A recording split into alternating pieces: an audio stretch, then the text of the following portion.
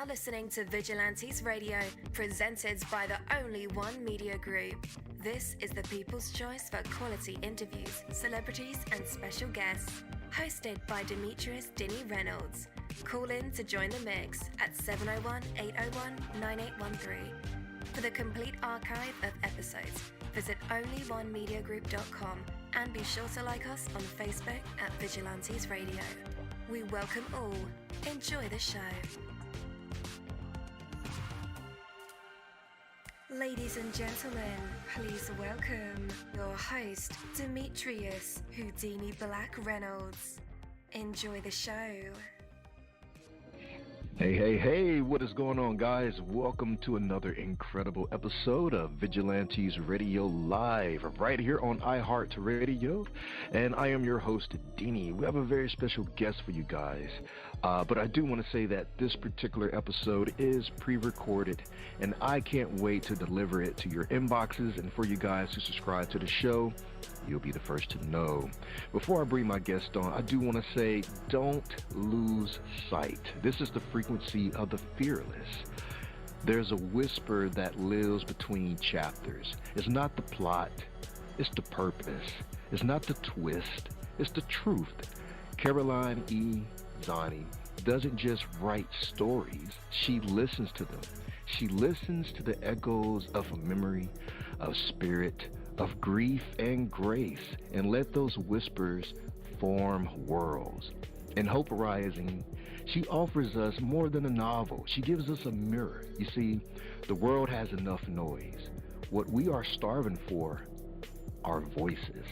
Voices that speak of healing without pretending it's easy, of pain without glorifying it, and of romance. And of love. Not as romance, but as reclamation.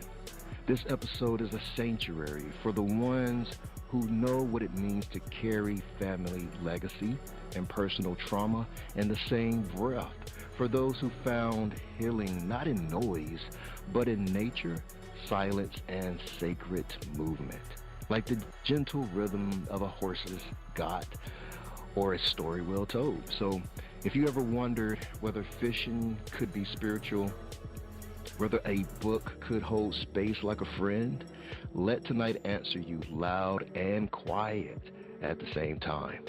This isn't just radio. This is a revival for your mind, body, and spirit. Vigilantes Radio Live. Let's go, let's go, let's go. Are you ready? Are you ready?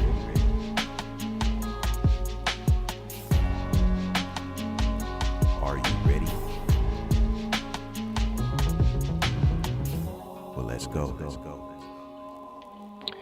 Hey, again, welcome to the show. You're listening to VRL, that's Vigilantes Radio Live, right here on iHeartRadio, and I am your host, Dini. Our interviews are designed to go beyond the music, news, books, art, acting, films, technology, education, entrepreneurship, entertainment, spirituality, and sometimes even past that thing that we call the ego.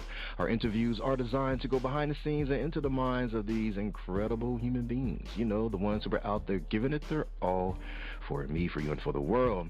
Well, ladies and gentlemen, she's an author, an intuitive, and a soul who channels stories that feel divinely timed. With her trilogy, Echoes, Past, and Future, Caroline E. Zani has created a legacy of healing on the page, accumulating in the profound final installment, Hope Rising. From horses to heartache, from trauma to transformation, her storytelling invites us into sacred spaces we didn't know we needed. Her work is gentle, but it doesn't flinch. And tonight, neither will we. And with that, let's say welcome, friend, to Caroline. Hey, welcome to the show. Thank you. How are you? Pretty good. How are you? I'm doing well, thank you. Thank you for having me. Indeed. Welcome to the show. We are so excited that you're here. So before we really just dive into everything, before we get into the legacy of Hope Rising, what's been on your heart and mind lately? Honestly, I have been hearing from a lot of people who feel despondent, down, really sad, and not really having the words to express it. And I think the world stage feels it. I think the national news, relays that to us. And I often tell people that prior to all of the ways that we have access to what's going on in the world, we didn't know what was going on in the world, and our lives were a little bit quieter. So I really have been trying to send the message to people who do feel that way, to really connect with those who uplift them and make them feel good and give them hope, but to kind of drown out some of the noise, because our brains really and our nervous system just aren't designed to deal with all of that all at once. Yeah. What would you say is causing all of these gray skies, so to speak? Yeah, I honestly, the more I meditate on it, the more I receive the message that we are transforming. Humankind really needs to take a look at what we've been doing all along. We have so many wonderful tools, and we have so much knowledge, and maybe too much information sometimes. But what are we doing with it? Are we just entertaining ourselves and scrolling endlessly? Or are we saying, hey, let's put on the brakes here and maybe get back to ourselves a little bit more, back to our hearts and our spirituality and our connection with a higher power? Indeed, indeed. I was talking with a friend the other day, and he was like, man, I'm losing so much time. And he's like, I remember just having the day to myself. He said, now, the time just seems shorter. He said, I could eat 3 chicken fingers and I'm full. And, he's wondering what's going on. And then he's like, I want to go outside, but then everybody's outside looking like they're having anxiety attacks. And he said, so he's like, I want to go back in and stay in. Yeah, people are isolating a lot. Yeah. And I think sometimes there's that false sense of connection when we are online or we are texting, but we don't actually have people within physical proximity, and there is something to be said for that. Our own energy, our own heart really needs to connect with other people. And I keep reading about this epidemic of loneliness, and I think, wow, like there's so many ways to be connected, but unless you're actually physically with someone, I think sometimes we don't really understand the impact of that isolation. Yeah. So Hope Rising closes a series that's deeply personal. When you wrote the first book, did you already see the final chapter in your mind? No, I had no idea what I was doing. And it's funny because I belong to a few author groups, and people sometimes will ask me, what was your process? How did you write that first book? And I have to be honest when I say I didn't mean to write a book. I had someone ask me at a party if I was writing a book, and I said, no, you must be picking up on something else or have me mistaken for someone else. And it stuck with me. So when I got home, I wanted to prove to myself, I think, that I wasn't capable of writing a book. And then it happened. I just sat down and everything was right there. And I feel like a lot of authors, a lot of musicians, a lot of very creative people, they allow that to happen. They allow that process to just see what's there and know that we all have a message for the world, for other people, and not to be shy about that, because your story is important and it will help someone else. Yeah. And I feel that you are a creative person. I'm sure you've created many things in your lifetime, but a book that is truly personal, in my opinion. We're not writing about Star Wars or anything like that. This is, something that you could feel and find yourself in the story. Having said that, did it give you goosebumps when, the book was here, finally done? Yeah, it when you hold it in your hands, it's a very surreal moment. And I had to get past the idea that when someone else reads your book, they're really peeking into your heart a little bit. So if there's any judgment there, it feels very personal. And to answer your question earlier about the last chapter, I had no idea how the story would end. I allowed it to bring me there, and I often wondered as I was writing, how will I know I've reached the end of the story? And it showed itself to me, and I knew, and it was a very emotional moment. And I never thought I would be able to write a second one. And sometimes people will ask about writer's block, because that's a very common thing that happens to writers. And for the first two books, I said, I don't get writer's block. I just sit down and I write until it's finished, like day after day, night after night. But there's about 4 years between each book. So I guess that's the writer's block, is the in-between. But I think when people are creative and spiritual and they understand that that's our nature, that's everyone's nature, and just allow it, there's really no struggle. We're just sort of channeling that information. Yeah, you make it sound so easy. And I'm joking because, I have those like spiritual options, and then I hesitate because, there's so many influences. You don't know, well, I won't say you don't know where it's coming from, because you know what feels good and what feels strange. But sometimes it's really yourself that stands in the way. It's like, hold on, you played it safe this long. Why now? Yeah. Why are you being adventurous why now? And that sometimes is the question, but sometimes I think that when we're ready, that is when it happens. And so many people have been through very difficult times, very traumatic events, and those are actually the times where they feel they've hit rock bottom, or they have nothing to lose, and that's when they really open their heart. And their intuition has been knocking on the door the entire time. And so I think that a lot of the people that I work with, when I help people explore their own intuition and really get in touch with their own higher self, that it's been there with them all along. We've just kind of blocked it out, or said that's scary or weird, or that's not how I was raised, or that's not my religion. And they block it out until you can't block it out any longer. And I find that those are my people. That's my tribe, the people who embrace it. And they have very normal everyday jobs and everyday lives, but they're not afraid to connect with their own intuition and follow it, because it's not going to lead you astray.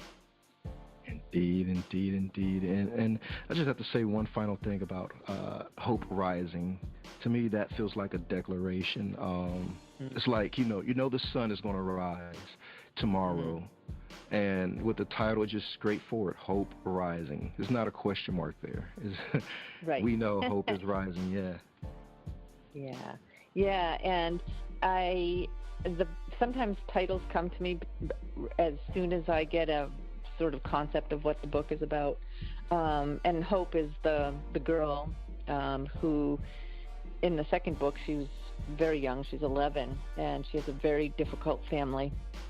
And then in this third installment, she is now a young adult, and she's rising above all of the noise and all of the family legacy and the trauma, and realizing she has a voice and she has a mission. And along with her horse, she goes to another state, another farm, to learn therapeutic riding. And there she meets a veteran who is very wounded physically and emotionally, and she's just doing her job and being herself.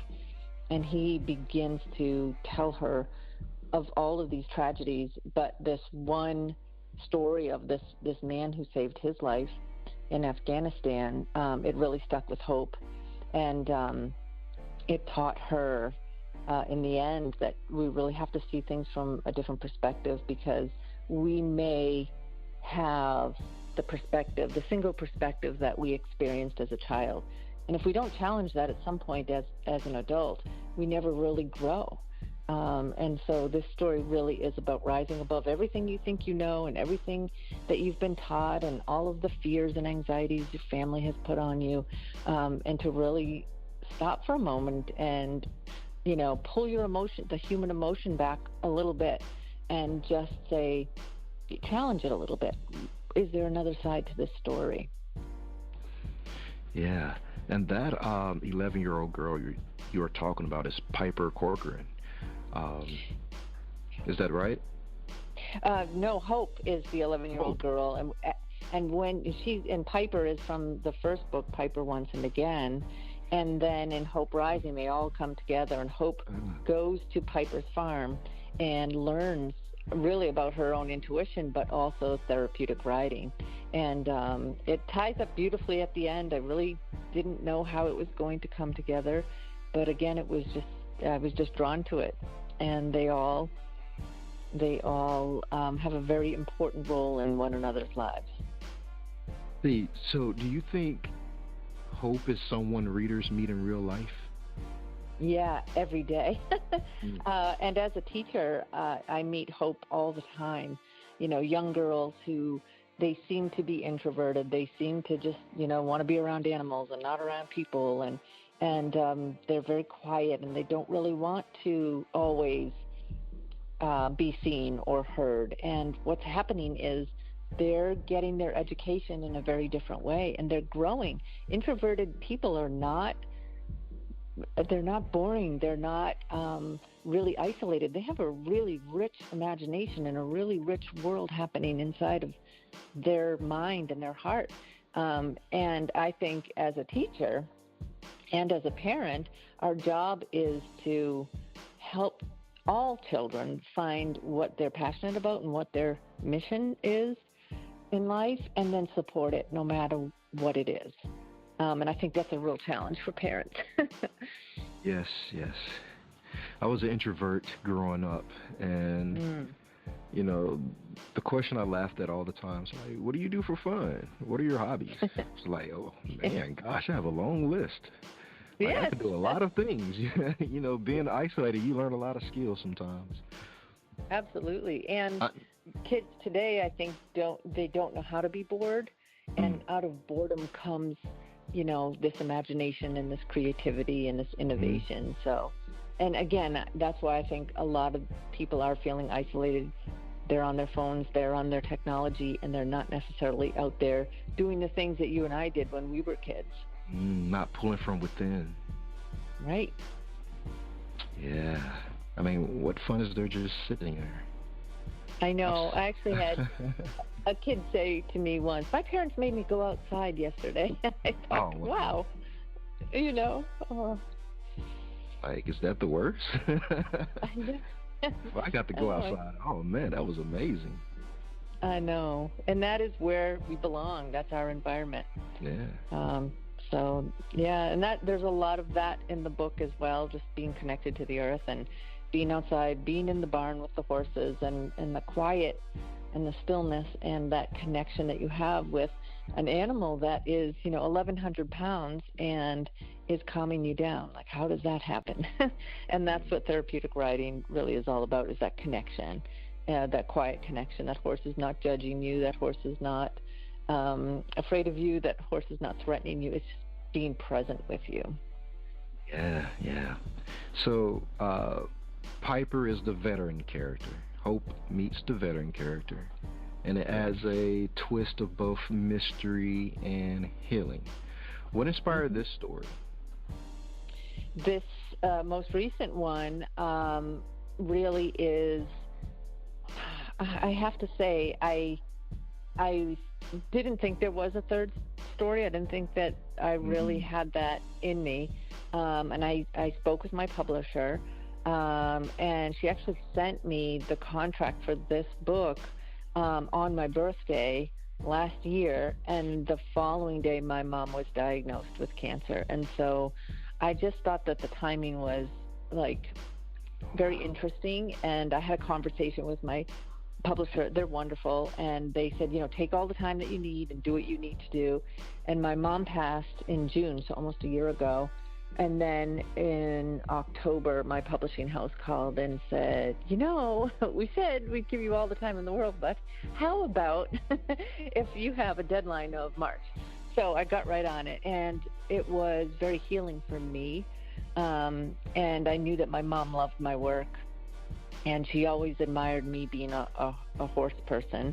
And so I thought, well, I have to do this. I have to do this for my mom. I have to get this third book out. So my mom was she was very religious, but also very spiritual and very committed to teaching people about the love of God and the love that we have for one another. And I just felt like this would be a good message, to tie up the series and to dedicate it to her. Definitely. Yeah, and you answered my next question. Did you find healing through the writings? I really did. With each book, I cried at the end because you get so wrapped up in the story and with your characters. You just feel responsible for them, and at the end, it feels like, oh gosh, what are they doing tonight? Like I haven't checked in on them, and so it feels a little bit like loss. But always when there's a loss, there's something else waiting for you, and I really believe that, and I've seen that over and over in my intuitive work and in my personal life, and I really think that is the message in this book is, yes, hope is rising, and just take it and move forward. Like, I think a lot of people feel stuck in life, and my message is always just keep moving forward. And that's what we do with horses too. When they're nervous, we just keep their feet moving, because then our anxiety can't take over. Indeed. Throughout the series, is there a part of the book that ended up meaning something else for you? Yes, for sure. So especially with the first book, I wrote it, and I didn't know anything about the publishing world, so I wasn't sure what to do with the manuscript, and it just sat on my bookshelf for about a year. And during a very difficult time in my life, that manuscript literally fell off the shelf into my lap, and I thought, oh, I guess I should do something with this. And as I flipped through the pages, my eyes would fall on words that I didn't remember writing, but they were the words I needed to see a year later. So I find that pretty fascinating, and I always encourage the people that come to me to develop their intuition to journal. Just write, because you're writing from your heart, and sometimes your heart knows things about you that you don't know yet. So when you write it down, it might not make sense, but 6 months from now, a year from now, when you go back and look, you'll realize you were writing your own blueprint. Right. Because sometimes we are living the experience, so we can't fully grasp every vantage point of what's happening to us. Exactly, but we have this filter, right? Our brain can only understand so much. So when we're writing, we're really writing straight from our heart. And I think a lot of authors and musicians and the creative people, if they allow that, they understand that process is not just coming from our own brain. It's really our higher self kind of guiding us. And I just think the written word is just, it's really something else. Yeah. You've led readers through generations of storytelling, healing, and reclamation. What would you say is your soul's purpose at this stage in your life and career? Honestly, I feel like things have shifted within the last year since my mom's illness and her passing. And I was busy 7 days a week helping people with their intuition and guiding them. And I realized that I was running myself ragged, and that's not our purpose. Our purpose sometimes is to just have that quiet presence with people, and not to always be giving advice, not to always be showing someone the way, because we really have to learn our own lessons. That's how I learned mine. And I think that in the experience of, falling down or tripping or failing in some way, we learn so much more. There really are no shortcuts. So sometimes when we want to give advice, I think it's more important to just listen and people really can speak their own advice if you let them. So that's what I'm doing now. More of that, more listening. I love it. I love it. Where can our listeners connect with you on the internet? And let's see, the book drops July the 22nd. And where can they purchase this book? Amazon's the easiest. It'll be on Barnes & Noble and, anybody's favorite bookstore, but online on Amazon is probably the easiest. All right. And listeners, just in case you need those links, I will have them in the description of this episode and in the show notes. So all you guys have to do is just click those links.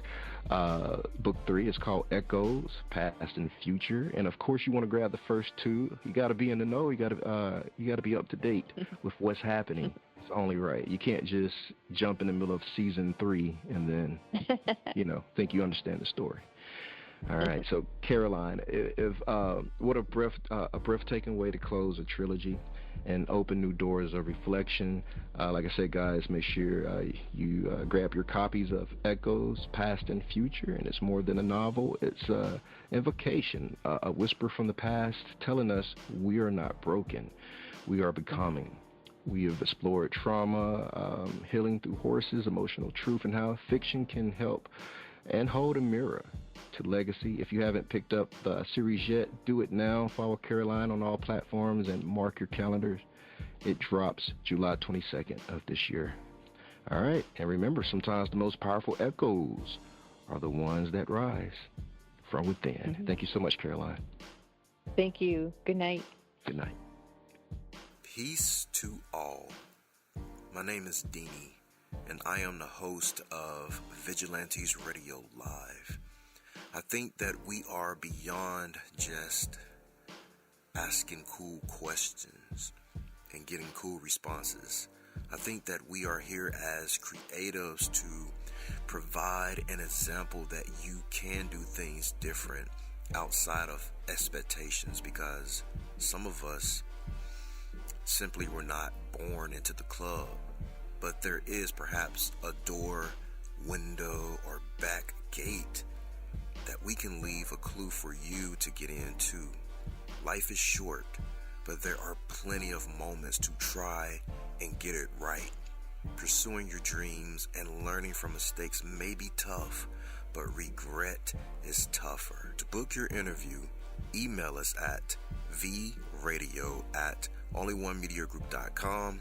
That's a V as in victorious, or visit onlyonemediagroup.com. I'm counting on you. Heaven, we all are counting on you to step into your purpose and your passion.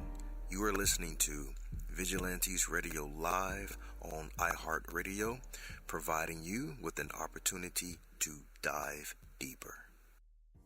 You are now listening to Vigilantes Radio, the people's choice for quality interviews, art, music, and hot topics. Hosted by Demetrius Houdini Black Reynolds. All episodes of this podcast are available for free download at www.onlyonemediagroup.com.